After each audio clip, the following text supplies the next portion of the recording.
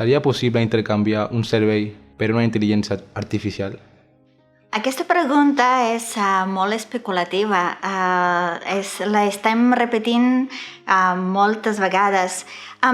És veritat que avui en dia els algoritmes intel·ligents han arribat molt lluny.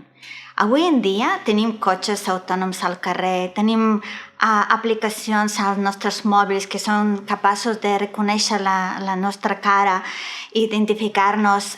Totes aquestes preguntes fa 20 anys sonaven ciència-ficció. Avui en dia tenim robots en casa, tenim rumbes intel·ligents que estan netejant la nostra casa.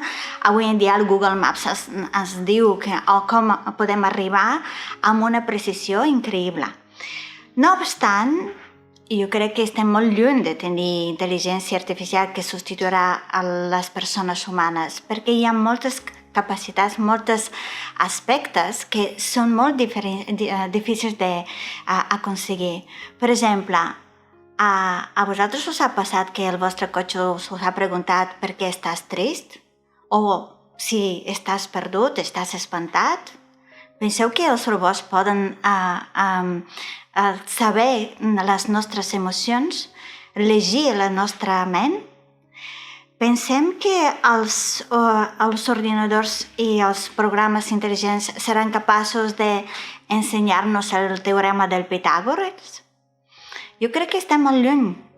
Tots els algoritmes intel·ligents no tenen consciència, no saben distingir els mateixos del resta.